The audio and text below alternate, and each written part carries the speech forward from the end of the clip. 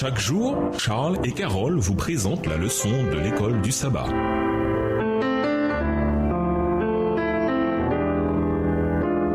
Bienvenue dans votre émission. Dieu nous parle. Nous voilà à la leçon de mercredi, compter sur soi-même. Quand Ève pécha dans le jardin d'Éden, ce n'était pas uniquement parce qu'elle avait douté de la parole de Dieu. Au cœur du problème, il y avait l'idée qu'elle avait suffisamment de sagesse pour décider par elle-même de ce qui était bien et juste. Elle se fia à son propre jugement. Quand nous comptons sur notre propre jugement, au lieu de faire confiance à la parole de Dieu, nous nous exposons à toutes sortes de problèmes. L'histoire de Saül décrit les étapes vers l'indépendance et la tragédie qui sont suivies rapidement. Samuel oignit Saül comme roi, 1 Samuel 10, verset 1. Puis il donna à Saül des instructions précises, 1 Samuel 10, verset 8. Mais Saül désobéit. Lisons la suite de l'histoire dans 1 Samuel 13, versets 1 à 14. Qu'a dit Saül qui l'a conduit à sa perte? 1 Samuel 13, versets 1 à 14. Saül était âgé de ans lorsqu'il devint roi et il avait déjà régné 2 ans sur Israël. Saül choisit 3000 hommes d'Israël. 2000 étaient avec lui à Micmac et sur la montagne de Bethel, et 1000 étaient avec Jonathan à Gibéa de Benjamin. Il renvoya le reste du peuple, chacun à sa tente. Jonathan bâtit le poste des Philistins qui était à Giba.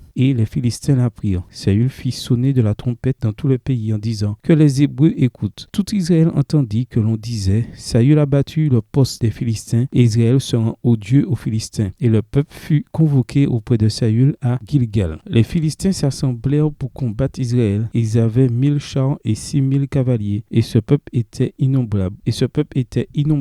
Comme le sable qui est sur le bord de la mer. Ils vinrent camper à Micmac, à l'orient de Beth-Aven. Verset 6. Les hommes d'Israël se virent à l'extrémité, car ils étaient serrés de près, et ils se cachèrent dans les cavernes, dans les buissons, dans les rochers, dans les tours et dans les citernes. Il y eut aussi des Hébreux qui passèrent le Jourdain pour aller au pays de Gad et de Galaad. Saül était encore à Gilgal, et tout le peuple qui se trouvait auprès de lui tremblait. Il attendit 7 jours, selon le terme fixé par Samuel. Mais Samuel n'arrivait pas à Gilgal, et le peuple se dispersait loin de Saül. Alors Saül dit: Amenez-moi l'holocauste et les sacrifices d'action de grâce. Et il offrit l'holocauste. Comme il achevait d'offrir l'holocauste, voici Samuel arriva, et Saül sortit au devant de lui pour le saluer. Verset 11, Samuel dit: Qu'as-tu fait? Saül répondit: Lorsque j'ai vu que le peuple se dispersait loin de moi, que tu n'arrivais pas au terme fixé et que les Philistins étaient assemblés à Micmac, je me suis dit: les Philistins vont descendre contre moi à Gilgal, et je n'ai pas imploré l'Éternel. C'est alors que je me suis fait violence et que j'ai offert l'holocauste. Samuel dit à Saül: Tu as agi en insensé. Tu n'as pas observé le commandement que l'Éternel ton Dieu t'avait donné. L'Éternel aurait affermi pour toujours ton règne sur Israël. Et maintenant ton règne ne durera point. L'Éternel s'est choisi un homme selon son cœur. Et l'Éternel l'a destiné à être le chef de son peuple. Parce que tu n'as pas observé ce que l'Éternel t'avait commandé. 3 étapes ont conduit Saül à compter sur lui-même peu de temps après avoir été fait roi. Le problème, c'est qu'aucune de ces étapes n'était mauvaise en soi. Et pourtant, chacune d'elles contenait les semences de la tragédie, car elles étaient suivies indépendamment de Dieu. Remarquez l'ordre qu'a suivi la chute de Saül. Premièrement, Saül dit: J'ai vu que ses troupes se dispersaient et Samuel n'était pas là. 1 Samuel 13, verset 11. Saül était sous pression et il évalua la situation de ses propres yeux. Deuxièmement, Saül passa de j'ai vu à j'ai dit, dans la version d'Arbi, que les Philistins allaient les vaincre. 1 Samuel 13, le verset 12. Ce qu'il vit de ses yeux façonna ce qu'il dit ou supposa de la situation. Troisièmement, Saül passa de j'ai dit à j'ai pensé, offrir un sacrifice. 1 Samuel 13, verset 12, version Bible en français courant. Ce que pensait Saül forgea alors son ressenti. Nous faisons tout cela, nous comptons sur notre vision humaine, ce qui nous amène à compter sur notre intelligence humaine, ce qui nous amène à compter sur notre ressenti humain. Ensuite, nous agissons en fonction de ce ressenti. Selon vous, pourquoi Saül a-t-il aussi facilement suivi son propre jugement alors que les instructions claires de Dieu résonnaient encore dans ses oreilles? Si nous savons que nous sommes fragiles et que notre connaissance est imparfaite, pourquoi persistons-nous à compter sur nous-mêmes? Que peut-on faire pour apprendre à faire confiance aux ordres de Dieu plutôt qu'à placer notre confiance en nous-mêmes? Au revoir. Et à demain si Dieu veut.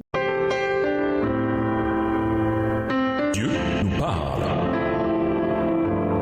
Chaque jour, Charles et Carole vous présentent la leçon de l'école du sabbat.